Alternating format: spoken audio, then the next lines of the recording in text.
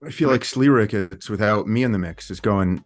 It's like turning into a poetry podcast, and Yeah, that's the danger. I don't know how I feel about that. A whole. Could you imagine a whole podcast dedicated to poetry? What kind What a of drag. who would? Why would you?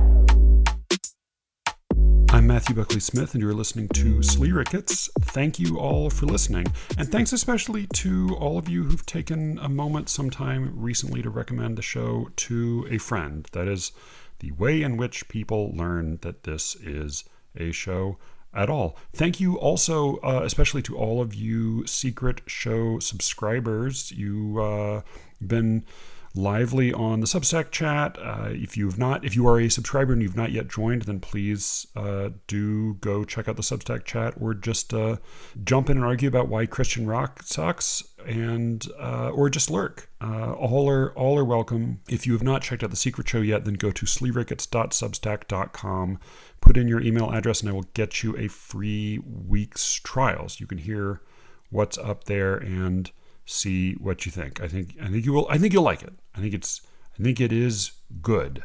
That's the goal. My goal is to do. There's a line in a Rebecca Lee story about a friend's novel in which she says, like, oh, she just left in all the good parts and took out all the bad parts, and that's my goal. I want to just do the good parts. So with that in mind, I have for you this week a pair of, I think, fun, sort of strangely balanced conversations. One about an essay so I'm talking with Brian. Brian's back. We talk first about an essay that I think we like, but disagree with it while thinking that everything in it is correct. And then a story that we love despite thinking that everything in it is wrong. But both interesting, both definitely worth some thought. The article is called "Has Academia Ruined Literary Criticism?" This is an essay that came out in the New Yorker. It's by Merv Emery, who was the lead professor for none other than Cameron in his first year at Oxford. Is apparently a great professor and really smart essayist. I think we find some things to quarrel with, but and have to make fun of it a little bit, because what else would we be doing? What's the point of having a podcast if you can't make fun of people who are more successful than you? But I know Merv Emery has listened to the show a little bit in the past. I would love to hear from her what we get wrong, and of course I'm planning to talk with Cameron coming up in a couple weeks again, and I know he will have plenty to chime in with as well. But first there's that, and then second is a conversation about it's a listener request, which is a discussion of a short story by Thomas Ligotti. Really fucking weird short story, but totally fascinating, and I'm very glad I read it. I hope you enjoy all of that, and I should have a Secret Show episode coming out soon. I've had so much really lovely correspondence from a lot of people. I am planning to respond to it. I will probably just dedicate a Secret Show episode to that. And maybe I'll throw in a couple of, it's a good 10-minute riff of just Brian ranting about why lectures are bad. So maybe I'll stick that in the Secret Show episode. But right now, let's get to Merv Emery and the trouble with academia.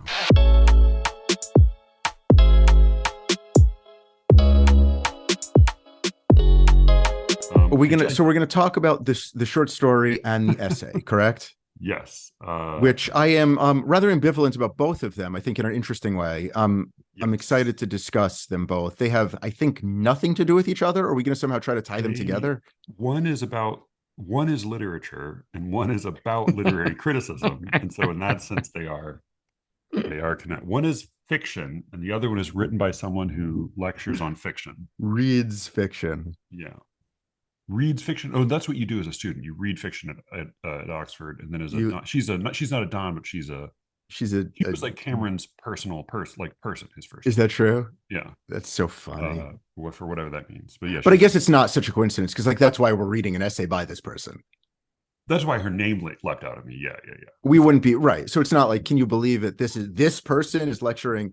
Because like we wouldn't be discussing this essay otherwise. Well, I mean, I subscribe to the New Yorker, so if I'd seen the headline has academia ruined literary criticism, I might have picked it up either way. On Twitter, I don't know if you bothered looking, but her only interaction about this piece on Twitter is decrying the title and saying, why can't we write our own headlines? And that's not what I would call it. And it's so terrible, the headline. That's the only online discourse about this piece.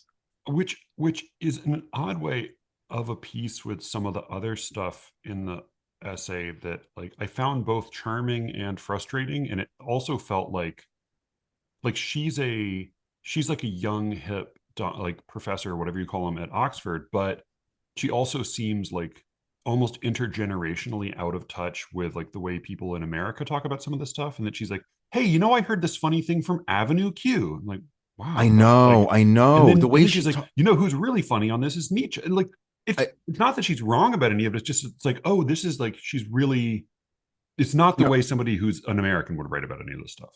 Well, it's not the way someone, what I like think the crack about queering things, which I also like, it's not unfunny, but it's also like it's definitely not an American take. Yeah, I don't know. Right. It seemed like if you told me this was written by an elderly British man, I would have completely believed that and like found an some old of it. white Southern man, or Right. I had the sense that she was like inside a shoe closet lecturing at the door about how like the shoes aren't as important as people think they are or something. Like I got very confused as to who thinks the things that she's dispelling in this piece. And I want to talk about it because I don't, everything that she is like criticizing, I don't know anyone who believes what she's criticizing, but it doesn't seem to me like she's criticizing straw men. It seems like in her world, people do believe these things. Yeah. And it also like, it gave me like the things that frustrated me about it made me want to question you in particular about it. But let's like, generally speaking, so it's an essay that should not have been titled "Has Academia Ruined Literary Criticism?" Though that doesn't seem unfair given the title sort of what it's about. How do you pronounce her name? Merv Emre? I don't know. Emre? I don't know. Merv Emery or whatever. Emery. So the title that she liked, according to her tweets, was "Everyone's a Critic These Days," or "Everyone's a Critic," or something like that. Which also seems like both of those seem equally accurate titles for this piece, which is sort of written in response to two books by John Guillory. One is Professing Criticism, which is his new book, and one is Cultural Capital, which is his old book, in which she seems to like much better than the new book. And which she wrote the introduction for. Right. It also has this strange book review. I don't know what the metaphor is. This sort of conceit behind a book review that you're sort of reviewing a book, you're sort of giving your own idea as in a literary essay, but the bulk of it, she's summarizing his argument. And to me, it's difficult to understand whether she agrees with his argument or not in the summary. It seems like she's purposefully ambiguous when it comes to whether she aligns her views with that of what she's summarizing.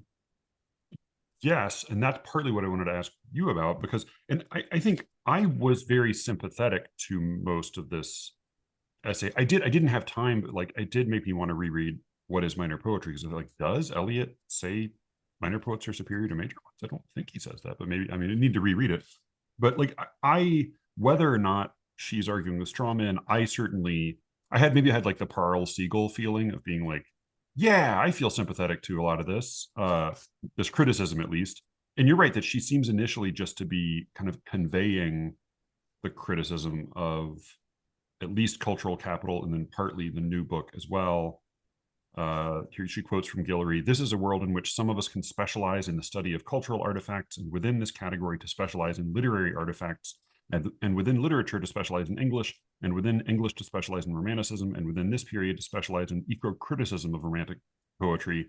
Guillory writes, the cost of this professional autonomy is influence. How far beyond the classroom or beyond the professional society of the teachers and scholars does this effort reach? He asks, knowing that the answer is not far at all. And that is where, like, I think in fairness to her and to him, whether or not like she's arguing with a straw man, she's still like, this is still a description of the state of things.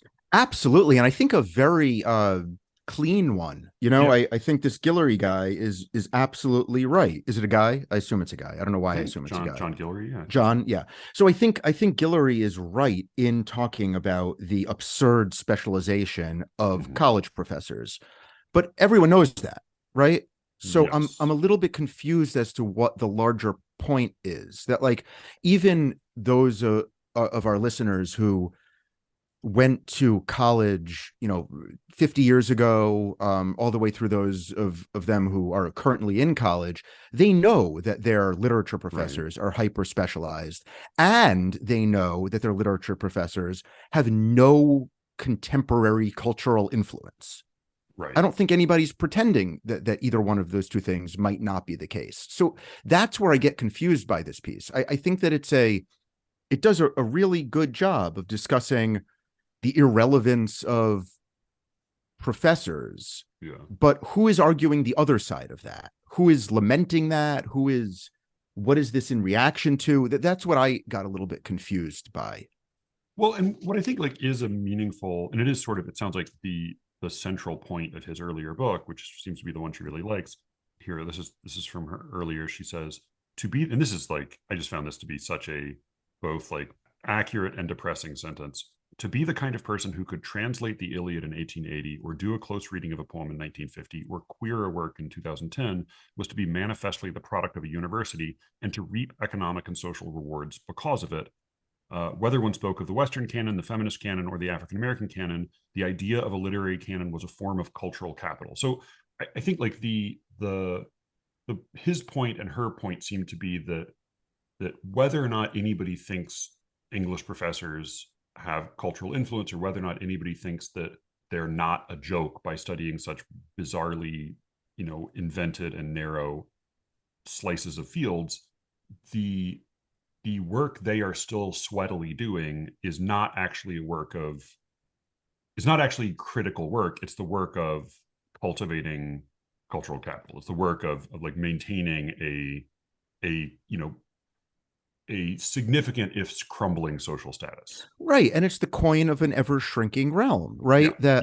That there are these people who dedicate their lives to obscure aspects of obscure texts and are rewarded for that work. And then, even worse, she mentions, there are the people reading this essay who have dedicated their lives to obscure aspects of obscure texts and are not rewarded with professorships. And that's even worse, and I think that is more or less true. And it's why I was told so there's a professor at Columbia who was my thesis advisor. His name is James Shapiro. He's one of America's great Shakespeare scholars, and he writes or frequently wrote book reviews for the New York Times. And he and I were chatting about what I should do with my life. And I said I was considering getting a doctorate. And he essentially said, like, do you want to be read by the world, or does something excite you about living a life within the confines of a university and having your office in your classroom? And I said, no, I'd like to be a person in the world. And then he said, well, then of course you shouldn't go get a doctorate. You should try to find another way to write for popular audiences. Be a novelist.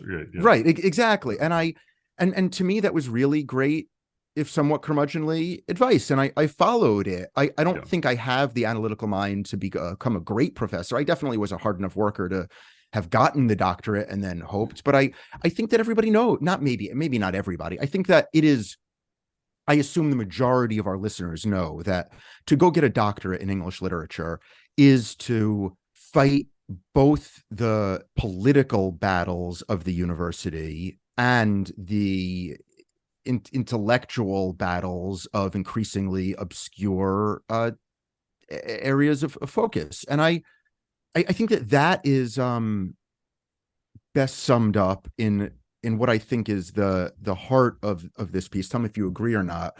But she discusses it as a tale of two crises. One, the economically driven crisis of the humanities, and then what this guy she's quoting, Gilroy, calls the crisis of legitimation among the professoriate. And none of these are particularly new ideas. The crisis of humanities is that people are told that they're not going to get a job if they major in English, so decreasing numbers of people are majoring in English. I actually don't know whether that's historically accurate and whether that has as much to do with gender roles or what it means to be in the aristocracy, or just like groups of people who used to study English no longer do because they need to go get jobs. I don't know enough about that, and I don't feel like she does either, but she discusses it as one crisis is the crisis of the humanities, and the second crisis is the crisis of legitimation, for some reason a word I keep on struggling with, among the professoriate, which is what we were discussing earlier. But then she cites, it's not clear that even the most robust justification for literary study, which she lists Gilroy's defense of later on, but I think you and I would say something like humanity and language are associated, and delving deep into other people's masterworks, trying to articulate our own language about them, and therefore the world is a life well lived or something, and those skills might be able to extend to other jobs, and it's just sort of a good use of your time to spend 4 years studying English, maybe. Like, that would be my response to what the point. I might have a more cynical take, but yeah, I mean, okay.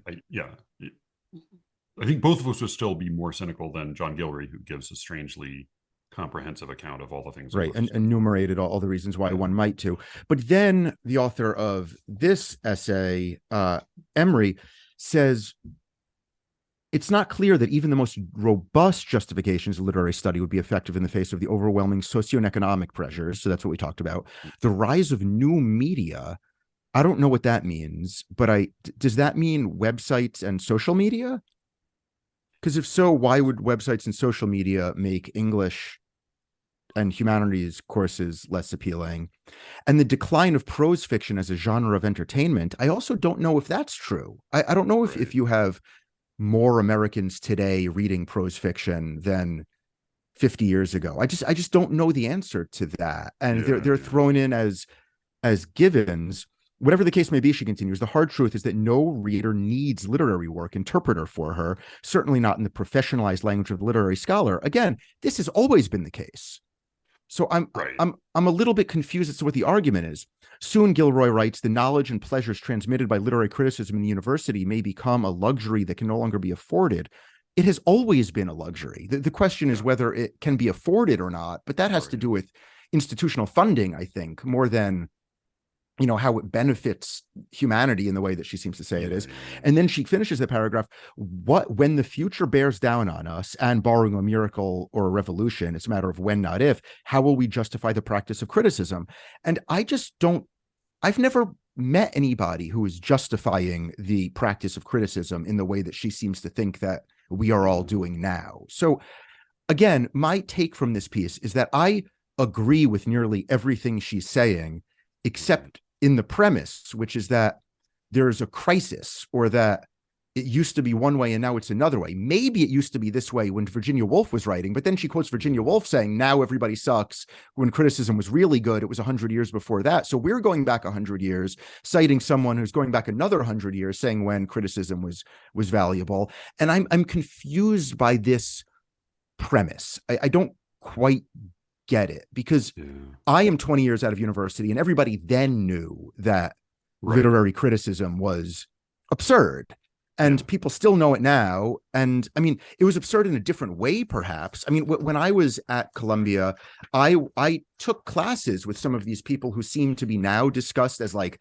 the most absurd members of like new criticism and deconstruction and stuff that we roll our eyes at now. But I took classes with Edward Said and with Gayati, I believe was her first name, Spivak, who are these like core figures in what this essay is criticizing. And like everyone was looking around then saying like, why are these essays so hard to read? Like, why are they written like this? Like Orientalism by Said was the exception that proves the rule. Like it was it was the one example of a literary critic who was able to fundamentally change our vision of society.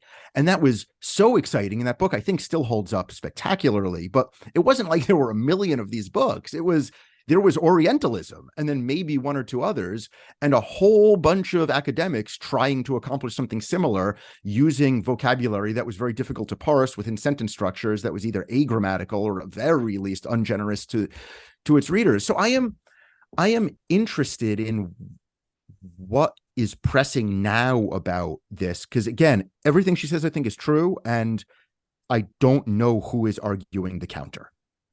Yes, and I'm with you there, and I do imagine that the occasion was John Gilroy has this new book, which she Oh, sort of, yeah, I'm not criticizing her delving into a new book, nor am I criticizing John Delvey writing it. I'm just sort of interested in, is there a world outside of academia that is fighting for the validity of academia-based criticism, or criticism in general? The language gets a little sloppy with her use of professoriats and critics and criticism. And I think that there's probably, where she really surprises me is at the end, where she's like, well, someday we're going to be in a world where, a comment on Goodreads will have the same value as an essay on N+1, which have the same value as a published text by a Yale professor. And that to me is a gatekeeper issue. It's like, yes, right now there are super sophisticated, intelligent people writing on Goodreads, but mostly it's a bunch of trash. And I don't know how that world would be useful. Like, I think it exists now. We're in that world where some of the smartest people in the world are professors at Harvard and Cambridge, and some of the smartest people in the world are writing for N+1 and The Believer, and some of the smartest people in the world are writing on Goodreads. I don't know why that would be valuable societally, or what we're supposed to make of that. But again, I don't know anybody other than professors, and I know a decreasing number of professors who would hold the view that, like, but really this sort of sophisticated, useful criticism belongs at Cambridge and Harvard. I don't know anybody who feels that way. Yeah, maybe it's her reference to Nietzsche makes me think of his parable of the madman. Like, part of the joke, of course, like the line that's famous from that little bit is, he says, God is dead. But like the sort of the joke of it is, he tells this crowd of people, hey, God is dead. And they're described as being like a cosmopolitan crowd. Like they're like educated, worldly people. And he tells them this, and their response is to laugh. And then his response is, oh, I've come too soon. Like their response is not, oh, this is terrible news. It's like, yeah, who cares? And the way he reads that is like, oh, you think you know this, but you actually haven't digested it yet. Like the echoes are still reverberating, and I need to come back later when it's hit you what this means. That's really interesting. How connect that for me to this? So here, this sentence on my page 14, she says, today in academe, one looks around. I never know that word academe, which now, like, we used to say academia, and now we say academe. But she uses both in this piece, and I'm sure she does so purposefully, because the line editors at the New Yorker are the best in the world. So I'm sure there's a reason why she uses it one way, another way. Yeah. Neither do I. Today in academe, one looks around with dismay at what a century of professionalization has wrought. The mastery, yes, but also the bureaucratic pettiness, the clumsily concealed resentment, the quickness to take offense, and the piety, oh, the piety. And I think that's where I wonder if, like, in part, there is probably some cultural difference between these conversations in America and the conversations in the UK, both in that there probably is still a little bit more of an artistic culture and a culture of art appreciation there. And there also is certainly more, public funding, and institutions have it, are respected in a different way. But I think also in that there is, I think we are much quicker to speak cynically here, but I think we're much slower to digest that cynicism. Oh, that's smart. And that's interesting. And that does, I think, become a useful parallel to the Nietzsche that you just said. What I was thinking of the piety, oh, the piety, is I believe that piety exists in academe, as I like to say, both in Oxford, Cambridge, and in Harvard, Yale, which are the schools that she cites.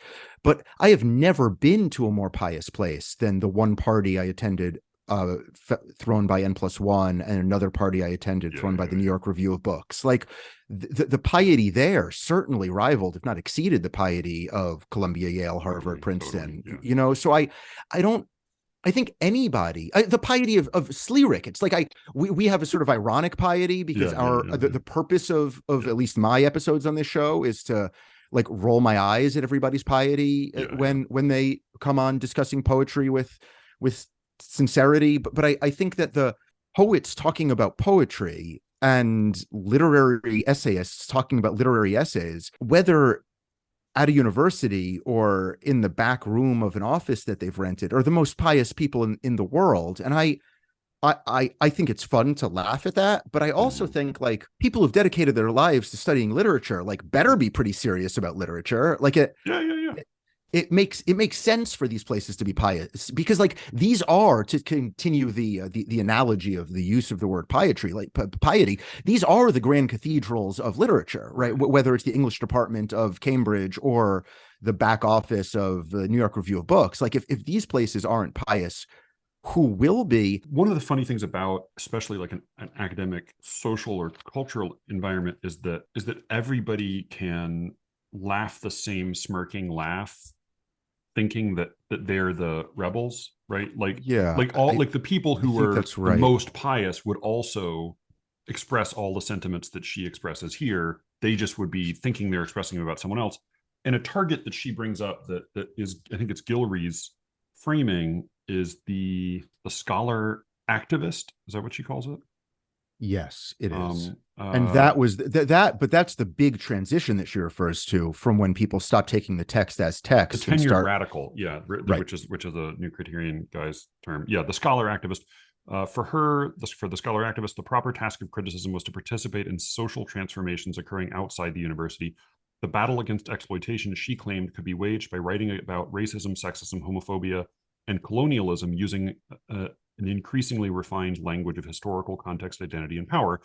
And I think that is something that like the New Criterion loves to be snotty about. But I also think that like in the list of academic types that like lots of academics might chortle at, that's one where if you included that in the list, that would be the moment when a lot of people would stop laughing. Absolutely. I also think that it is that type of, what's the term, an academic activist? Is that what she is? It's not in front of me. Yeah. A scholar activist. That to me, I am most ambivalent about, because I feel like a scholar activist is absurd in the way that you ask all your poets, like in the essay, in the wonderful episode you just put out. And I use wonderful with all seriousness. Actually, I really like it. Can you possibly have listened to it? No, I did right before. Wow, I listened to it on 1.5 speed to get through it. But right before we recorded, you asked the question that you always ask, which is like, we're all against war, but why is war the way that we're gonna? I mean, why is poetry the way that we're gonna try to talk about how war is bad? Yeah. And his response is like, well, I like poetry and I'm against war. So like, go fuck yourself. Like, what do you want me to do about this? I am incredibly ambivalent about the idea of the scholar activist, because I think it's like, come on, scholar, like you're not an activist. But on the other hand, it's like, I don't know, like if we're really pushing towards acceptance of, LGBTQ people in society, which is something I believe strongly we should be doing, and one is a scholar, like, if you can read old or relatively new texts with an eye towards reframing them in such a way so LGBTQ people are not denigrated, or if they're denigrated, we understand the manner in which they're being denigrated, like that sounds as useful as anything else you can be doing with your time. Like I think that there's something incredibly blinkered about all of this. Do you say that as someone who would want to sit in on that lecture, or as no, of course who would not want to sit on any lectures? No, right? Exactly. I hate lectures. Right. I don't know. I mean, a better question is would I want to read that person's book? Analyzing it, because lectures are awful. I don't get the purpose of lectures. Would you want to read any of those books? Right, and the answer is no. I don't read long form criticism of fiction. Like I don't. That's it's so boring. You would listen to that podcast at 2.5 speed. No, like I would listen to a podcast discussing that Right. as like if somebody wants to summarize that really quickly. Like I don't, because I am interested. If somebody's Yeah, like, yeah, yeah, hey, yeah. this novel you read, one thing you maybe didn't can think about it is the way that fundamental to the reading of the novel is the acceptance of gay people as weak. I could say Mhm. like, oh, maybe I did fall into that trap. I'm happy Sure. somebody pointed that out to me. I have no interest in being there for 2 hours while somebody, lectures on all the different examples and the flaws and how it compares to Right. other like that. Sure. That's just not the way I want to spend my time. But as a use of somebody's academic platform, that sounds fine. You know, So what's the point of this essay? so all right, here's a question I had, because I did, even when it felt at times like this was something that might have been published in the New Yorker 10 years ago, or 30 years ago in some cases, I thought she said basically true things for the most part throughout. I found it gratifying even when it didn't seem like it was especially new, or even when I was just sort of being gratified in my pettiness, and thought like, well, part of the reason they're publishing this is because assholes like me click on it. Right. But then the thing I was confused by is, as she got to the end, this is maybe what partly made me want to ask you, because you're better with normal social cues and normal social interactions than I am. The way she starts talking makes me think like, I don't know, like, so part of what you get frustrated by in essays like The Pearl Seagulls are like, she's making this forceful case and the argument has this sort of flimsy foundation. And couldn't she just describe this stuff and then let us just have it? And it seems to me that Merv Emery is mostly doing that in a way that then I start to wonder, like, well, wait a minute, I almost would rather you just make your strong case and then I can decide to take it or leave it. But there are these passages where she says things and I think, like, I don't know what her tone is. Like, I don't actually know what she says here. She quotes Gilray saying, "Our discipline is or should be committed to developing the capacity to judge among readers of literature. It has been too easy for the discipline to relegate judgment to the unspoken, or even to disparage it as just a ruse of ideology." He writes, "More than ever, the uncertainty of aesthetic pleasure in literature calls for a sophisticated theory of cultural transmission in all of its sites, but above all in the classroom, where all the ladders of the discipline find their start." And then Merv Emery concludes that paragraph saying, "By the time we get to the fifth and final rationale, epistemic/disciplinary, one wants badly to climb down the ladder." And I think, what is That I it think just a was like disparaging, I think like a that was just jokey, like a jokey dismissal line. but how, like, on, based on what, like, based on the fact that he's just like droning on, or based on like it's too long? It's I what? had a question about that as well, which is why is that the one that makes her want to climb down the ladder, as Right, opposed to like the four similarly sincere reasons why criticism could be right. valuable? I didn't get that. I think that part of what you're asking is answered in the paragraph after the piety or the piety one, where one suspects that Gilroy is not delighted by the state of his profession. And I think by implication, neither is Emery, but he is careful, she writes, to avoid hand-wringing or boisterous calls to action. Open paren, he would likely see such a cri de coeur as a symptom of the illness rather than a viable prescription. And in that way, she seems to be saying that anybody with a strong opinion about how to fix any of this Yeah, is just a victim of it. yeah, right. Well, I mean, so there are, though, these like she describes to me a condition that I find,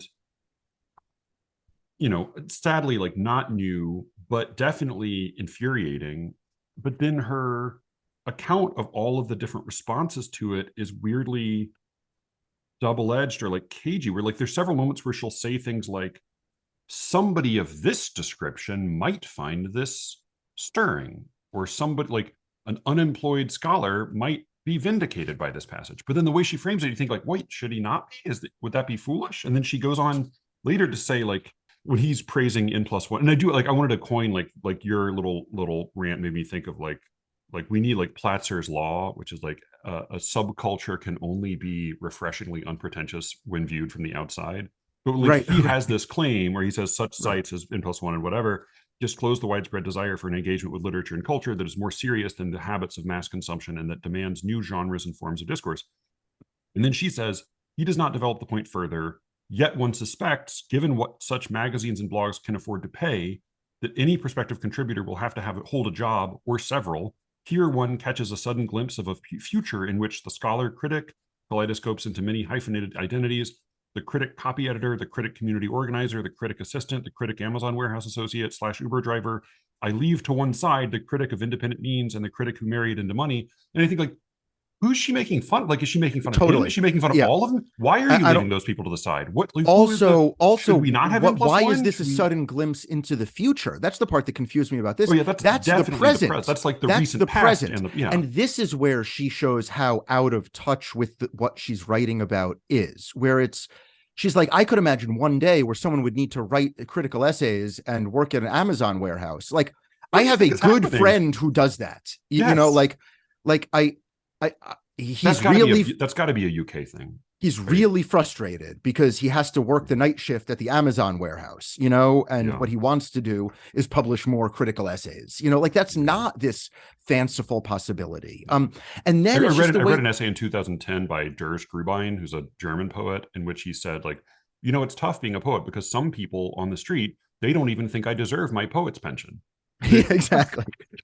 I know the Germans are great with that. I mean, when she does talk about maybe we'll find the answer to this in countries other than the United States or the UK, it's just Germany shit. and a little Yeah. bit France, you know, like Yeah, I yeah, like probably true. maybe the Nordic countries, but like Germany still pays for small opera companies from around the world to come and play, like not even the big cities, It's but like in one of Hamburg. the Scandinavian countries that has like really well funded TV and drama stuff. And but you're right. It's For just, like, sure. it's 2.5 countries. You know? But then she also introduces us to the idea it's not unusual to stumble upon an essay on Goodreads or Substack that is just as perceptive as academic or journalistic. Like, of course not. Like, some of the most sophisticated thinkers in the world are writing on Substack for their niche audiences in the most advanced way. Like, that's what is hurting the Atlantic, because their writers are on Substack now. Like we know that. So that's where I get very confused as to. That's like when Rolling Stone referred to Matt Taibbi as a blogger. Right.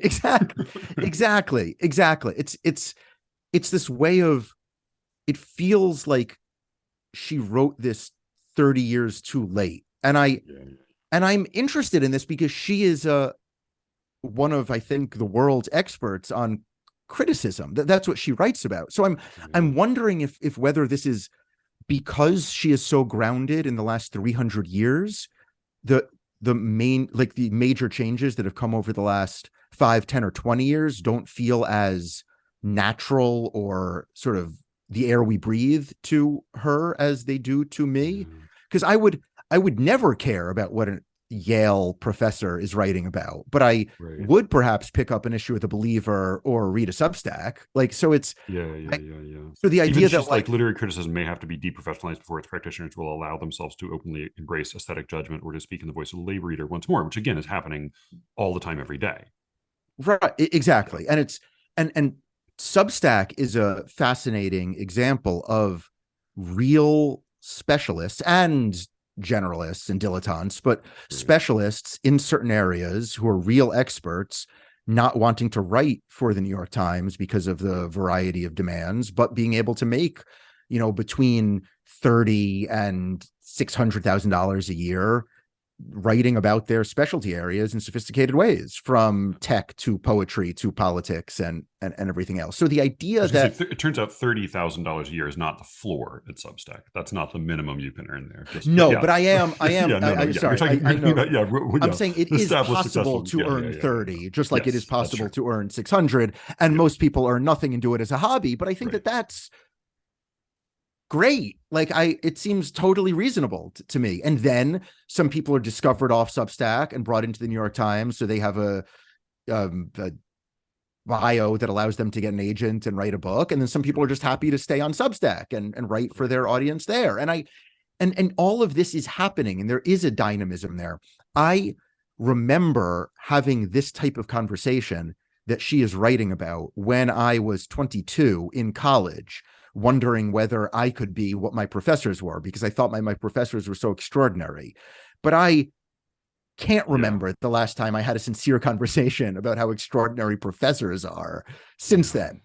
So that's what sort of tickles me about this. It's it's a professor writing. Like, I know everyone still thinks professors are the shit, but really it's getting a little bit like bigger picture than that. But in fact, Sometimes, yeah, no one I interact with thinks that professors are the shit. yeah. Only people being taught by professors and other people who want to be professors are thinking like that. And it's that, I think, is the cognitive dissonance that you experience reading this, Right. where I think the tone that you're not understanding is you're not on the inside of this, so you don't really Right. understand where she's being critical and where she's being complimentary and what she's talking about. I think to her and her colleagues, it's clear.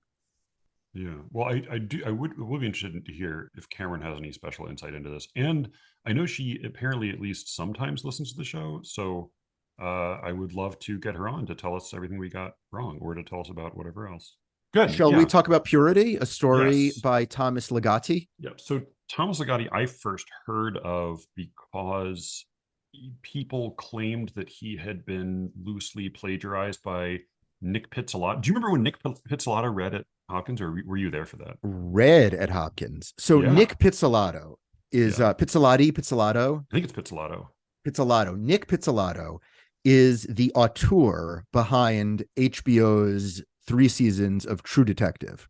Yes. And he is so well respected for that, that when Yeah. David Milch was trying to get the final movie together for Deadwood, Yeah.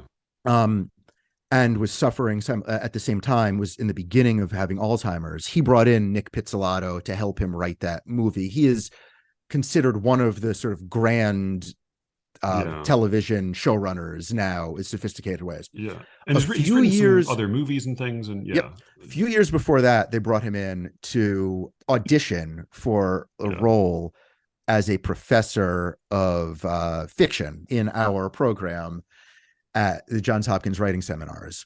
And he was such a fucking prick. Like, the worst. I mean, he was so it was some sort of performance. I don't know what it was, but he came in and he ran the workshop for. Oh, you had a workshop? Oh, I was just there for the reading. He ran the workshop for Alice McDermott. Now, some of you who will listen to this will know Alice McDermott's name. Some of you will have read her work and think it's boring. Some of you will have read her work and think it's masterpieces and worthy of the National Book Reviews, National Book Awards that she's won. Regardless of any of that, she's a wonderful person and by far the best classroom teacher I've ever had. I had her 3 out of 4 semesters at grad school, and she is just the most spectacular workshopper I've ever worked with by far. The number 2 is many.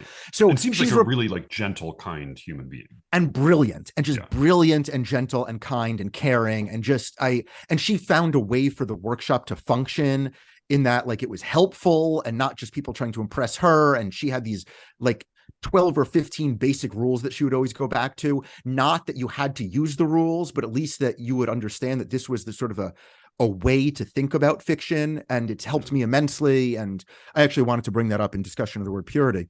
But Nick Pizzolatto comes in for our classmate and friend Andrew Palmer's story and just shits all over it. So the way that he begins this workshop, as opposed to Alice, who would just read a couple times and then open us up to conversation and lead us to where we would then learn more about literature and the writer would benefit, Nick Pizzolatto just comes in with this diatribe about whoever wrote this thinks he's funny. Who wrote this? Don't you think you're a funny man? Well, you're not funny, and the goal of literature shouldn't be funny. But even if it is, you didn't achieve that funniness. Can anyone defend it? You know? And a couple of us are like, I don't know. I kind of thought it was funny, but like didn't think that was the point for it to be funny. It was just a good short story with some, like, I don't know. I thought that maybe we could have heard a little bit more from the waitress's perspective, but like, what are you talking about? And he goes, you people, you probably all read Philip Roth in here. Really, you shouldn't read Roth. You should read Bellow. You know, it's like, what are you talking about? Why are you yelling at us? And then he gave this reading and this monotone about people killing people on horses or something, and didn't take questions, and was just like an obnoxious piece of shit. And he leaves, and we're all like, well, he certainly treated us with a whole lot of disrespect. And then 2 years later, he is like the celebrated genius of American letters. And I was very sheltered growing up and was not around drugs really at all until a little bit in college. But like, I never knew what people meant when they said like, oh, that guy's on coke. until that reading. And then I thought like, oh, that's what they must mean. Even if he was just pretending to be on coke, that's what Totally. it felt like. Yeah. He was just so it's a word I rarely use. He was just so disrespectful. It was like, why are you acting like this, sir? You know, like who's going to benefit from this? And there was some of that attitude in our program to begin with. Like Dave Smith had a little bit of the master poet Dave He Smith definitely who ran the gave me a program. dose of He was that. a bit of like a football coach who thought that like we all deserve to be treated like shit because like that way he would turn us into real men, you know, like both the women and the men would be somehow turned into real men unless he dismissed the women out of hand and only wanted to teach the real men. But like there was a certain element of like Southern masculinity in our program, which I found incredibly off-putting. But this Pizzolatto guy, it was just like he blew way by Dave Smith in disrespect. It was just like he's like capriciously mean. So anyway, he's who first turned you on to Thomas Ligotti. Well, because the story was that his the beloved Russ Cole character, played by Matthew McConaughey in that first season, was spouting a bunch of antinatalist, deep black pessimism. And what I heard was that much of it was paraphrased from Thomas Ligotti. I think specifically he has a book called The Conspiracy Against the Human Race that's nonfiction. I think it was largely that. So I heard of him through that, and then heard some discussions of some other stories of his more recently, and have been meaning to at least take a look at him. And then specifically Matt Wall wrote to say, I would love more than anything to hear you and Brian discuss the Thomas Ligotti story Purity. So like, fantastic. All right, sure. Fantastic. Let's give it a try. So that lunatic's wish is our command. That sounds spectacular. Yeah. So we read the story Purity. We read the story Purity. Would you like to attempt to paraphrase the story Purity? Or do you want to say what it's about? Is it about anything?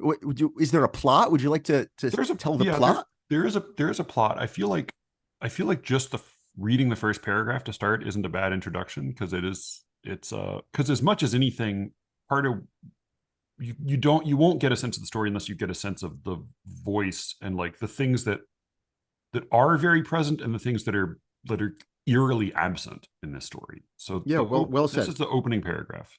Purity. We were living in a rented house, neither the first nor the last of a long succession of such places that the family inhabited throughout my childhood years. It was shortly after we had moved into this particular house that my father preached to us his philosophy of rented living. He explained that it was not possible to live in any other way, and that attempting to do so was the worst form of delusion. We must actively embrace the reality of non-ownership, he told my mother, my sister, and me, towering over us and gesturing with his heavy arms as we sat together on a rented sofa in our rented house. Nothing belongs to us. Everything is something that is rented out. Our very heads are filled with rented ideas passed on from one generation to the next. Wherever your thoughts finally settle is the same place that the thoughts of countless other persons have settled and have left their impression, just as the backsides of other persons have left their impressions on that sofa where you are now sitting. We live in a world where every surface, every opinion or passion, everything altogether is tainted by the bodies and minds of strangers. Cooties, intellectual cooties and physical cooties from other people are crawling all around us and all over us at all times. There is no escaping this fact. So this is the opening lecture from the dad. We are told it's narrated by the son. This family has moved into a new house. We're told it's a bad house in a bad neighborhood. It's the kind of place they always move. The pattern is that they move to a place. The dad insists that they're, it's temporary, but also insists like, oh, finally I'll be able to get some real work done here. The work seems to consist of hiding himself in the basement for long stretches of time as something like some sort of mad scientist. The mom and the daughter go off on trips. It's explicitly it's the point of their trips seems to be that nobody knows what their trips are about. Except they're called sabbaticals. They're called, what are they called? Like unspecified sabbaticals. The inciting incident of the story is a proselytizer comes to the door to ask for donations for his Citizens of Faith Foundation. This dialogue I thought this is the thing about the story is like, I'm so confused by so much of it, and I'm so ambivalent about so much of it, but I also just found like large passages of it very, very funny. So there is some. I mean, we haven't discussed this beforehand. I don't know whether you hated it or loved. There is some spectacular writing in this short oh story. man, yeah. I Uh, just on the paragraph level and on just narrative control, which I want to talk about moving forward because yeah. it doesn't follow any of the rules. No. But when it follows rules, it does so in a breathtaking fashion. So keep on going. Yeah. So the proselytizer not panhandler. He's like a guy asking for donations to his church or whatever. He comes in. The dad says, "I'll give you a donation, but first come with me down into my basement." He goes with the dad down into the basement. Well, the reason he goes house. down to the basement Right. is because the father, like, in order to prove that the father's not a crazy sociopath, he's Right. like, Daniel, come on downstairs, and just like demonstrates to Yeah. Like, don't bother us now. the gentleman of the Citizens for Faith that Daniel exists. And the idea is Right. that, like, well, if this kid has a guy as a kid, how bad could he be? So Right. the gentleman raising money for Citizens of Faith, like, dutifully follows the Goes dad down into in the basement. Yeah, and the son Daniel leaves the house. We are told he goes to visit his friend. I did love this moment. However, that night I was eager to see a friend of mine who lived in the neighborhood. To be precise, my friend did not live in the bad neighborhood where my family had rented a house, but in the worst neighborhood nearby. And then describes this absolute nightmare of urban squalor. It sounds like the burnt out fringes of Detroit or something. Not only is there the twisted paradise of danger where just like everything has been burned down and like there's like only shadows and there are no curtains, they're just like bed sheets and it's all set. But when he finally sees the person in the house, the television faced a sofa that seemed to be occupied from end to end by a black woman of indefinite age. And this sentence, I mean, is the worst sentence ever written. It's like the most. In her left hand was a jar of mayonnaise, and in her right hand was an uncooked hot dog, the last one from an empty package lying on the bare floor of the house. She submerged the hot dog into the mayonnaise, then pulled it out and finished it off without taking her eyes from the television. After licking away some mayonnaise from her fingers, she screwed the lid back on the jar and set it to one side on the sofa, which appeared to be the only piece of furniture in the room. I mean, it's the most disgusting thing I've ever read, and it's written with such like clarity and a lack of editorializing that just like licking the final mayonnaise off the uncooked hot dog is it's very funny. And this is like there are these sort of funny turns where we have this where and he meets her because he sees like the most haunted house in the neighborhood, like the most terrifying ruin of a house in the neighborhood, and it's through that house that like a little glow through the window informs him that someone is somehow living there. And then this voice calls out to him, "Hey boy, hey you, come here." And he go, and that's the person he meets. And then he buys her some salami sticks, comes back, and his response is, "I wanted to ask the woman if I might be allowed to curl up in some corner of that house and never again leave it." And it reminded me, like, for one thing, I guess like the suggestion is like life with dad is so horrible, but also it reminded me of that weird convention that I don't know if you know, the much loved and much hated Confederacy of Dunces, but like there's a trick that John Kennedy O'Toole uses. I'm on the much hated side of that. I just didn't find it funny. I was told it was gonna like make me laugh uproariously, and then 30 pages in, I just didn't understand what it was I was reading. But carry on. I didn't think it really held together as a novel, but I did find parts of it very funny. There's a thing he does though where he'll have like a very normal, mundane conversation that'll be just like ordinary people saying boring things to each other in a polite context. The only difference will be that he'll substitute in all the dialogue tags the word screamed for the word said. Right. And that's how a lot of this felt. It's like you hear this description of something that should send this kid like screaming up the road, and instead like he's irresistibly attracted to it. Well, interestingly, you said the inciting incident is when the guy comes to the house asking for money for Citizens of Faith.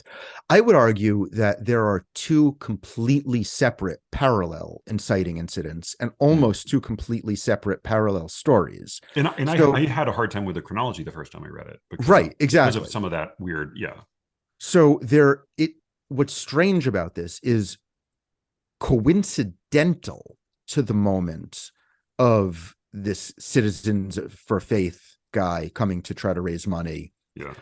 The mom and the daughter are doing something. Yeah. Daniel runs off to his friend, who's this woman who licks mayonnaise off hot dogs, to show her. Yeah, they become best friends, and she's like the Right. most like wholesome moral person in the whole story. Even though when they talk to each other, they often don't understand each other, both because of issues of Right. life experience and simple vocabulary. Like, Right. Yeah. like when he says something is European, she doesn't understand that or might have never heard the term before. So Yeah. Yeah. But it's she's also the very, only person in the story who behaves either honestly or selflessly with like toward him. or kindly. Yeah, right. Like yeah. she does a couple things that are sort of like indisputably caring. Like even just like she says she'll pay him, and then she does pay him, and he's kind of bewildered by that. Yes. And then she does sort of make a significant choice toward trying to protect him at one point. But she lives on the wrong side of the law, we find out, because she seems when to be a drug dealer, I guess. it seems like it, yeah, when of some downer of some kind, right? Because people are like, I was assuming huddled heroin because they're like, that's my assumption as well, right? Faded out in the corner. Yeah. So the bathroom's not a bathroom; it's a hole in the floor. It's really sort of as disgusting a place, a scene as somebody could paint. And then we should just ruin it. We should say what happens. Right, because I would say that his going over there was actually not a coincidence, because my assumption is he does that all the time. The coincidence was whatever happens with the mom and the daughter that then leads to this other encounter. Yes, I am when saying he's there, that he spends a lot of nights there, but like when he's over there, I'm else saying that this big event that happens where a guy comes looking for him, essentially, right, at this event, it happens the same day, the same time as the guy who comes to their home asking for money. Definitely. And that is a coincidence. Yes, except that I think that his coming to look for him on that night is not the coincidence. It's the mom and the daughter sending him there. Which, because off stage, the implication is that they chose that night to send him there. And so that is a coincidence with the dad getting the guy at the door. Exactly. Yeah. It's just two things happen to happen on the same night. And they have no connection to each other. Yeah. Except they have an overwhelming number of thematic and action connections. Right. So the way a plot typically works is there's a human being in a situation. That human being wants something. We as a reader watch as that human being tries to overcome an obstacle on the way to achieving or getting that thing. Yeah. That kind of occurs in this story because the father wants to find a way to cure human beings of, how would you say it, of impurities? I mean, he calls them impurities, but they're like anything that's not this sort of absolute brute materialism. So that's what the father wants. The kid wants human connection, perhaps. Is that fair? And he's sort of like a spooky Winona Ryder and Beetlejuice kid, but even that seems to have a like a longing for company of some kind, even if it's a ghost. And what happens is a police officer type, we think it's a police officer, a real police officer, because he interacts with his friend, this woman whose name is Candy, saying the only reason why you're allowed to do this is because I let you. So presumably he's actually a police officer. Right. Yeah. We're told also that many kids are murdered in this town. He shows up to Candy's house. He says, "Where's the white boy?" Candy says, "There is no white boy." Daniel, the white boy, pops out.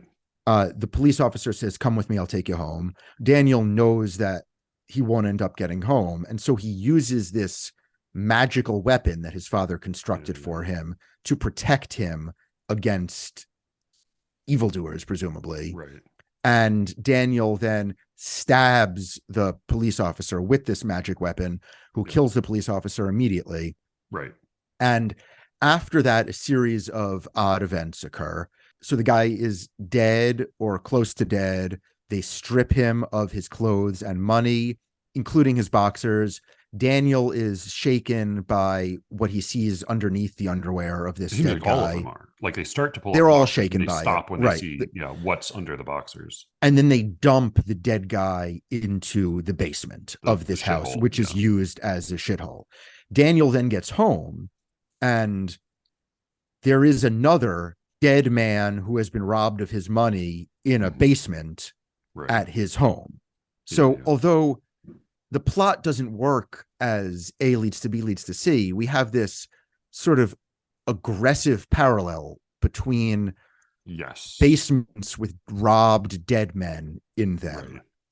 And then we find out you read it as I read it. I'm not sure whether it's necessarily confirmed, but I read it as because when Daniel gets back home, the mother and sister are maybe coincidentally, but back home after their trip that night as well. Daniel's sister says, do you know what a hermaphrodite is? Right. Which is, again, either the biggest coincidence in the world or a sign that she and the mom sent this police officer hermaphrodite over to murder Daniel. And I think there's a little more evidence for it than just that line that because she says later, how's this thing between you and mom going to end? Every time I mention your name, she just clams up. And then there were a couple lines I realized I had misread the first time. He says, he first learned about the child murderer. It was, in fact, my mother who, with outrageous insincerity, warned me about some dangerous pervert stealthily engaged in cutting kids' throats right and left in what she called that terrible neighborhood where your friend lives. So, like, she tells him with outrageous insincerity, which is a little bit alarming. And then I also noticed that just at the very beginning, when he says like he wasn't sad when his sister and his mom were out of the house. I had read that he, least of all did I miss my mother's European cigarettes fouling the atmosphere around the house. He doesn't like her cigarettes that she smokes. But the sentence is actually, least of all did I miss my mother and her European cigarettes fouling the atmosphere around the house. Right. Yeah, that's funny. So I misread there's that some also. like weird. So they dislike each there. other, and then and then there's the last line. Right, where we are told early on that the father thinks both statehood and God are two of the three big lies in humanity. Yeah, citizens for faith being demonstrable, demonstrating both of them. Yeah, right. But there's and then a third. Daniel keeps on wanting to know what the third is. The father's too tired from murdering and stealing the brain bad thoughts in a gooey material. Yeah, the brain matter seems to be leaking out of the guy's head at the end. From the guy. He's too tired to answer the question. So the mother says the third principle, she said, blowing a cloud of cigarette smoke in my direction. Again, recalling the line that you just read. Why? She said, it's families, sweetheart, meaning the third terrible thing that needs to be destroyed is... And it is an illusion. It isn't real. Is an illusion, right? Is family. It's harmful to believe in, yeah. So the question, I think, here is, did you enjoy it? If so, why? And if not, why not? And where do you come down? I thoroughly enjoyed it. I just found the writing very clear and funny and idiosyncratically. It was just like a very distinctive voice that I had not quite heard before, and it was so gloomy and bleak in like continually surprising ways, but that seemed to have maybe it's because it's narrated by a child, but there was a funny kind of lightness to the tone throughout that, we would occasionally say like, this had been extremely disturbing for me. And so I decided to take my mind off it by going down in the basement of horrors where my dad had murdered. Right. So my example of that is there's a parenthetical on page 5 after the doorbell rings, and the narrator tells us, for some reason, I had always believed that my father disconnected all the doorbells as soon as we relocated to a newly rented house.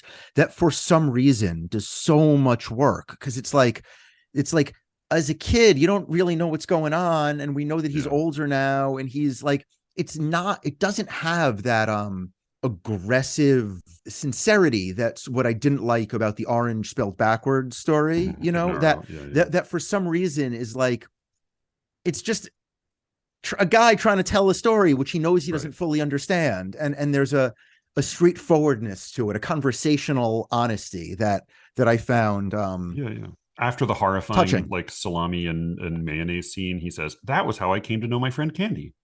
Exactly. He's sort of oddly likable throughout. And I did like a small clarification is I think that it is significant that like not only does Candy try to protect him by saying no white people here, but also he does say, if there was anything I had never known in my life as a cold, abstract certainty, it was this: if I went with this man, I would not be going home. But it's not actually in response to that he decides to kill him. He decides to expose himself. Like he is hidden away, and she says there's no white people here. And then he comes out, he emerges with the pin taken out of his pocket. So he's decided to do it before he decides to go out there and let the guy see him and kill him in one go. So it is this sort of, and then he does it like he does the whole thing very effortlessly. So I think like what did frustrate me a little bit as I went through was the way in which, I mean, he does like continually not tell you the exact most important piece of information as he's going through in a way that like kids sort of often do. But I did, as I tried to sort of like do, I guess, like grown up reading work of piecing together causality and story and meaning, I got frustrated because a lot of that didn't seem finally to add up. And then in a way, at the end, there's maybe because the boy and the girl, his sister, they have like a more straightforward conversation than anyone else seems to have had in the whole story. And then down to like it was nicely set up with the third conception and the mom, but it did feel to me as if it were almost like it became a slightly more conventional like spooky tale in some ways at the end. Like I couldn't, I mean, partly like I just never knew quite what kind of story I was reading. I tended to enjoy whichever version I was reading in that moment, but I was a little bit bewildered page to page both times reading it. Again, I think the writing is so good and it's so surprising that I'm glad to read it. I want to read more of him, but I'm actually glad to hear your citing the two men dead in the basement in the way that's parallel but not causal, because what it really reminds me of is, do you know the old Bettelheim book, The Uses of Enchantment? No. Where he talks about basically he was a student of Freud, and he apparently was also like a liar and a patient abuser and many other things, but he wrote this fascinating book in which he basically psychoanalyzes fairy tales and explains like how they work and Oh, whether or sure. not it's I have true. read Yeah, excerpts. it was like I have read partly what excerpts of inspired that book. Yes. Sondheim's Into the Woods. Right. Exactly. And right. he basically says like in stories like Jack and the Beanstalk, the reason there's no father is that the giant is the father. Right. And like every location is actually the same location and every adult is the same and so in that way there is a kind of a dream logic where like the moment he leaves the house, what he's really doing is like Candy is kind of his imagined dream mother, and then the evil police officer is like his slightly more clear-sighted vision of his father as a monster. Exactly. So he can be emotionally connected to the mother and murder the father and just go Oedipus all the way home. What you're saying reminds me of you haven't read Duplex by Catherine Davis, have you? No. Is it a story? It's this very surreal novel, which is full of pleasure and joy, in the same way Purity is, and also as empty of plot. Have you read stories by Barthelme? I find it similarly. I've read like one or two, but I don't. Okay, so my issue, even early George Saunders, I would say fits into this category of like, I read the story Purity or Duplex, the novel, or pretty much everything I think I've read by Barthelme, and I remember, and I think like, I like this. This is written by somebody in control of what he or she is doing, somebody smart. There are real pleasures of recognition about the human condition, and it seems to end in some ways that echoes other things. Yeah. But would it be better if they also did the thing where stuff made sense and there was a plot and resolution? right. You know what I mean? And yeah. I think most defenders of Duplex and Barthelme and Purity would say no, that you necessarily have to exchange logic for surreality or dream logic or emotion or feeling or gut response. And I always really struggle with that, because like I liked reading Purity, but it was a chore to read it again, and I was bored at times. And I dislike most of Barthelme because, in spite of its delights, I find it boring and a chore to read. And similarly with Duplex, which I was recommended by a dozen different people and finally read it. It was page by page fascinating, but as a book, it was I found it a work and a chore. And I wonder whether these writers are correct or implicitly correct in that you can't have it both ways. I think the best writers, you do have it both ways. I think James Baldwin and Toni Morrison and Philip Roth and Dave Eggers at moments like have it both ways. And that really is exciting when you have these images of plot and images and plot meet in some way and have the propulsive architecture of a plot lead you through a neighborhood of psychological resonant images. And I'm always sort of disappointed when I finish a story like Purity or a novel like Duplex or anything written by Barthelme and think like, okay, like there's a lot here and it's skillful, but like, why didn't he or she try? And I want to know to you, like, am I a prisoner in my own sense of what a story needs to be? Or am I just like a normal person who likes to hear a story where I want to know what happens next? And these people are pretending human beings don't have those animal instincts. And I don't know. In a way, like I don't necessarily want every story to follow the rules of storyhood, but I do want it to follow its own rules. Like I want it to be a kind of story, and I don't need to know what kind that is right away, but eventually I need to know what I'm reading, and I need it to be what it tells me I'm reading. And I think my instinct with this, and it's similar to actually, I mean, it does make a little bit of sense that Matt recommended this because I read a few of his short stories before this, and they are, I think all the ones he sent me were like really graphic horror stories. And they were at their best, they were like really surprising because they just tended to do like totally insane things that did violate like the rules of storytelling. I think it seldom did they all come together and land in a really satisfying way throughout. But in a way, like I was glad for him to be doing that. And I'm glad for Ligotti to be doing this. But I tend to think that like this suggests to me that he's insanely talented and very driven and has this sort of vision, and probably like I don't know that this would be a better story if he tried to revise it. I think it might just be that he needs to Amit Majumdar it and like write 10, and one of those is going to be genius. And then it should be in rhyming couplets. Right, the story. Yeah, exactly. With a preface and the LARB. No, like I think like to me this reads like a kind of a nearish miss. Like I don't know that he could revise it and make it better. I think he might just need to like get a running start and like try again at another thing, and maybe that one will land just so. And that may be part of how, this like, is where I really call you patronizing, and you this is where I call you patronizing, and you get offended. I understand what you're saying, but I think that he would be angry if you said that and say, no, this isn't a near miss. This is a distillation of my vision of the world. Like maybe. You're the asshole, but I'm the asshole too. So my question here is you slightly avoided my question, where I said, could he have all these elements and a plot that made me less bored? And you said what I think is a totally reasonable tangential point, which is that a story will teach you how to read it. And my response to that is like, okay, at the end of 2 pages, I know how to read this story. But then it stops being the thing it told you how to read.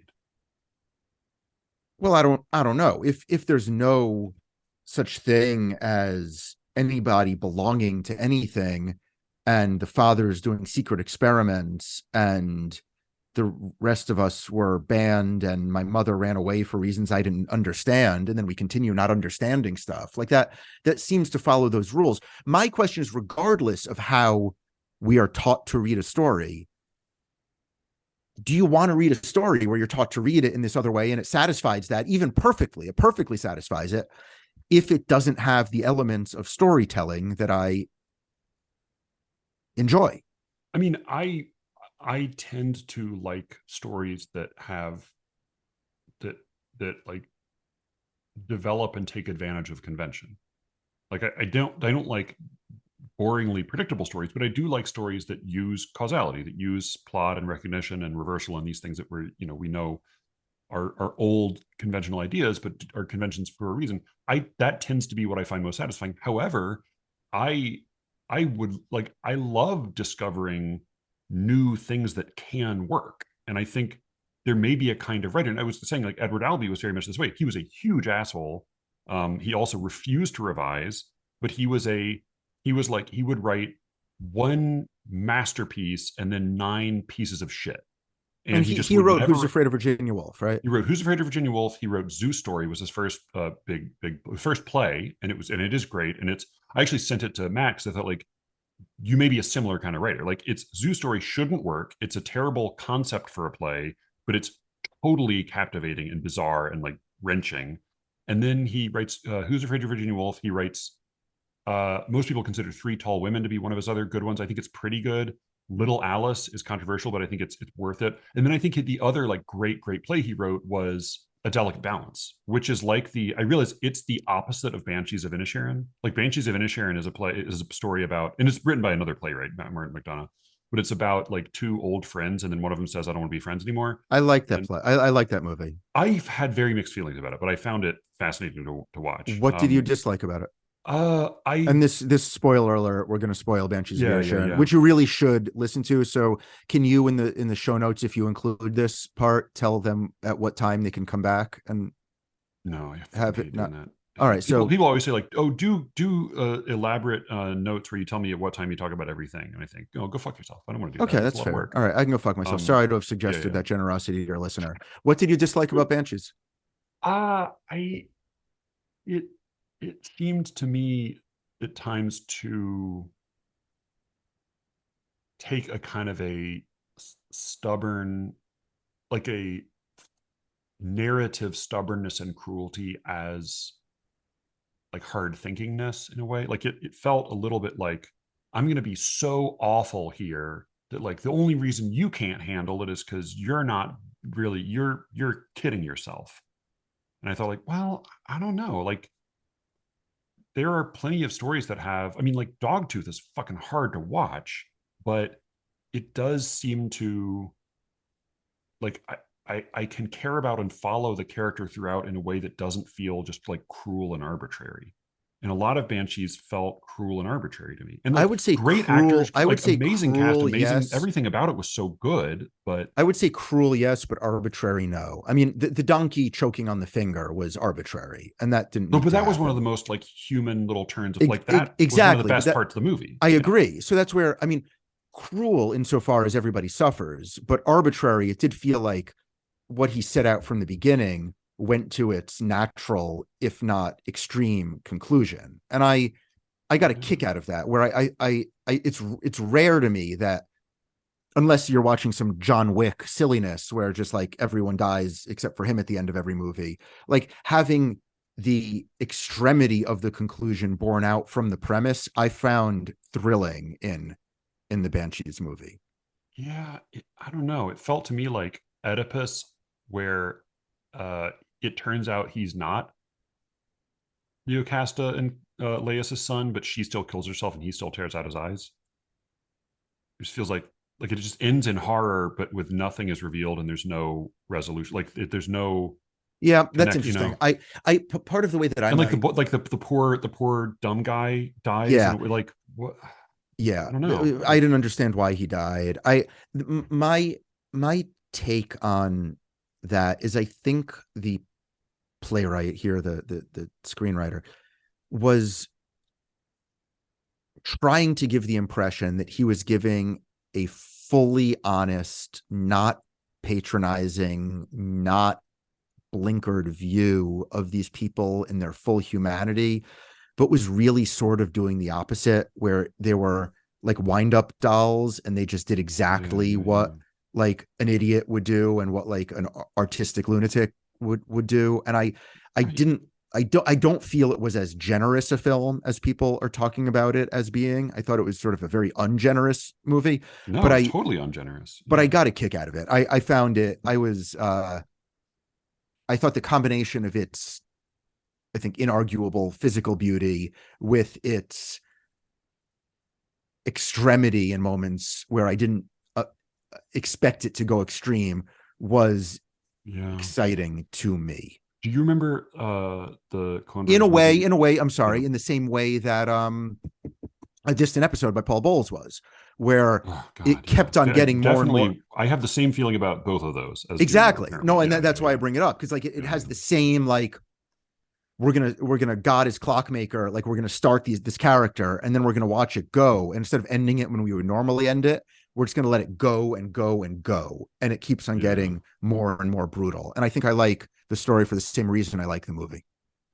Yeah, it reminded me a little bit of do you remember the weird little intro moment, like the prologue to Serious Man with the so weird with the Yiddish and the Jewish shtetl and the the shtetl never comes back, and the Dybbuk comes and kills the rabbi. I was like, oh, maybe he was actually just the rabbi, or yeah.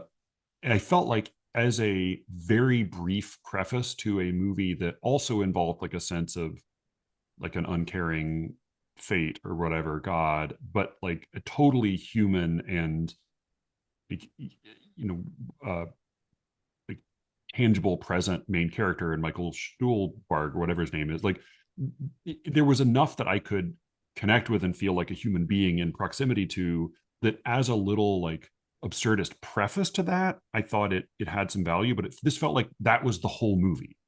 I just felt like, Jesus fucking Christ. Like I don't, I mean, it felt like Beckett when he's not humane, you know, like Beckett when he's just being spiteful and not also being like human and funny and, you know, breaking our hearts a little bit. Yeah, that's fair. I It would be have that like same. Waiting for Godot, but if Vladimir and Estragon If just like kill Godot each never other. shows up, it would be like Like, waiting for Godot, but if Godot didn't come no, at it'd the be end. like if like they just like stab each other and then Godot also doesn't show up, but then they like it just doesn't. I don't know. It like I left. I feel like he's a musician, but he cuts his fingers. Like it just. I don't know. I I also think agree. like I have less and less appetite for certain kinds of violence. I think as I get older. I don't know. Oh, Like I, you know, absolutely. I physical, emotional, sexual. I used to be able yeah, to yeah, deal with it all as a 19-year-old going to the movies by myself. Now I right. can't. I can't stomach it in a way I used to be Yeah, able to. yeah. So no, I mean, I don't know. It was, yeah. Coming back to the story Mhm. though, I Oh, and the goat. I would say the goat is also. Oh, so the reason, sorry, the reason I mentioned that is that a delicate balance is also a great. I think it's great, but it's partly because it feels less alienating because instead of being like two old friends and one of them decides he doesn't like the other one, they're like old rich waspy guys, and the one of them it's an old couple, and the his best friend and that guy's wife come over to his house, and they're both like 70-year-old, you know, super wealthy guys, and he comes over to the house and he says, "Oh, I didn't know you were coming by. You know, come on in, have a drink." And then he says, "So what brings you here?" He says, "Oh no, we've come to stay." He says, "What do you mean?" And like he's like, "We're gonna come live with you that's now." funny. And That's then funny. yeah, and like the end is he's like, "Please stay, please." And they're like, "No, we're gonna go now." But it's, you know, so it's like it's a weird but like beautiful sad play. And then the other one I think is almost great, but it was like he was just too much of an asshole to revise any of it. Was the goat, which is like a great play with terrible lines that he then was, you know. But that to Yeah, me, like that's how this reads. I Like, saw that on Broadway and didn't understand it. I didn't, maybe I was too young or in the wrong yeah. mindset or something. I kept on waiting to understand it and I never understood it. I saw it. I saw it in on the West End with Jonathan Pryce, who was amazing, except that he said urinal, which took me out of it a little bit. And then what's the guy's name? Eddie Redmayne played Oh, interesting. the shitty, horrible, like insanely annoying son. And truly, it's poison to be against him. And I hate him in everything I see him in now. Like I can't stand him because I always like it. Just he always is that character to me. But getting Yeah, back to where we came from, which is Ligotti. Yeah. Albee, and he breaks rules as well. I mean, the only one of his plays I would be able to talk at any length about is Who's Afraid of Virginia Woolf, where I don't Mhm. think he does. I think we have a pretty standard. It's What do these two much people more want, and how do conventional they than probably achieve any it? of the others. You're Yeah. right. So then that's the only one I know enough Yeah. to Yeah. talk about. But like conventions, as you said, are conventions for a reason, and I want I to be think. open to like something new could happen. And I think maybe it will happen with somebody who's sort of willful and like a one-shot weirdo virtuoso. It's just that most of the output of those people is going to be not quite good enough. And if And they just need to be that's the way selective you about feel what they about the publish. story purity. I think it's like, oh man, like such a talented, fascinating writer wrote this and it has so much good stuff in it, and it doesn't quite land. But like, I totally want to read some of his other stuff that maybe lands a little better. But but my question to you is, don't you think he thinks it lands? Sure, yeah. And what makes you think other of his stuff will land better? I think his definition of landing is just different from Well, mine, it and might it seems be. It like might yours as be. well. I well, part of what makes me think it is I have heard a couple of his other stories summarized, and they sound much more whole. And so I want to then like check that out and see if they, you know, how they come together. It could be that he just has a totally different idea, but I mean, it reminds me of uh like in a radically different writer, radically different form and everything. I got an issue of the Able Muse recently, which I didn't think I subscribed to, but it had a lovely conversation in it between Stephen Campa and Mary Jo Salter, and it had some new poems from her. And like one of them I think is like, ooh, just like really just right, just this perfect little, you know, dart. and then there's some others that are like there's things she does very well, and there's somewhat like exercises in some ways, but like she does, it's like they're done well. And there's another one that I think is like it's not quite a great poem, but like it has a shapeliness and emotion, and you can see that it's aiming for a kind of unity that I think like, oh, I really like that when it works really well. And I don't think this is the best example of it, but I always like getting to see that. And then it also indicates to me like another time she might have written another, like she might come at that same concept again and it might just land. I understand what you're saying. The only question I continue to have is I don't think I've ever read a story with this goal that I found fully landed, or a So novel, what or anything like. what he is compared to, and he's compared, I think, on the cover of this book is he's compared to H.P. Lovecraft, and it's very different than Lovecraft in some ways. It is similar in its deep pessimism, and at least in this case, like the like vague whiff of racism at times. Right. But I mean, in H.P. Lovecraft, it's often more than a whiff. But there's also like he has stories where the the sense of like they both have like elements of like pulp jump out surprises and like weird, like I think he gets compared to Lovecraft and Poe was much more of a believer in like strict discipline and structure and did that really beautiful. I mean, he invented the detective story, and like he's a master at that kind of stuff. Lovecraft takes some of that stuff, but he also just gets really fucking weird at times, and sometimes it Right. doesn't work, and sometimes I think it can be really powerful, and it's powerful in a way that is part of what makes it so unnerving, is that it's like, well, a story isn't supposed to do this.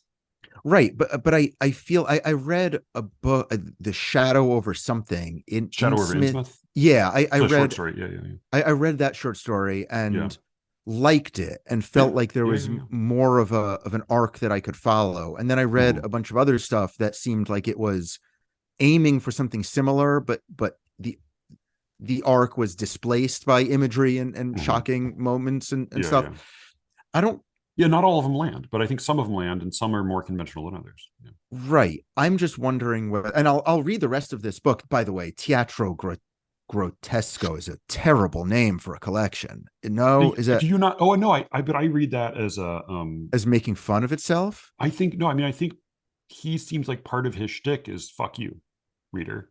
And like that's part, like, Okay, all right. Well, which then I I like tend it not more. to love, but I think like to me that reads as like his agent was like, please don't call it Teatro Right. Grotesco. Okay. And he was like, Okay. no, I'm Okay. definitely calling it Teatro All Grotesco. right. No, no, I like that. With the benefit of the doubt, I'll give it to him. I mean, I'm definitely going to read the rest of this book. My fear is that It's he's all gonna be the more same. he's more of a Barthelme than a Mm. Lovecraft, where I am in the minority among people who have people love Barthelme. They think Yeah, that yeah, a yeah. lot of people they changed his. I'm actually probably in the majority, but of people who like Barthelme, they adore Barthelme, and I don't understand. And the New Yorker published, like 85 Barthelme stories or something. Like there's something about his lack of causality and dreamscapes and however you want to call it that rings true to people. I think he has some funny lines, and otherwise it's super boring. And I fear that that's where Ligotti's going to go. But I'll circle back because I'm going to read this collection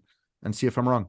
Yeah, maybe the other thing that makes me hopeful is that I have not read his nonfiction or his essays, but what I have heard paraphrased either through True Detective or elsewhere suggests to me that he's a furious pessimist, but it's motivated. Like his hatred of the human condition is motivated by a love of humanity. It feels like there's a compassion underneath all that gloom. That Like the father in the story. Oh, I don't think he's like the father in the story, but I think, I mean, because I don't think the father's motivated by love, right? I But the think father does say that in order for society to be its full, in order for humanity to reach its full potential, we need to get rid of these I don't, that's not, artificialities. I mean, I don't know. And again, I can't, but like the impression I've gotten is that he's more despairing than that. Not that like, Okay. here's what we need to do to get right with the Okay. mean universe. It's more like the universe hates us.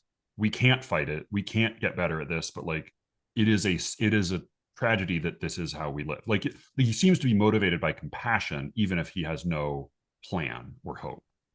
Interesting. So it makes me at least hopeful for some of his for the Yeah. for the for the reading experience, if nothing I'm else. excited to read on. Yeah. Thank you, Matt, for making this fucking weird suggestion. We're always grateful for a fucking weird suggestion. The weirder, the better.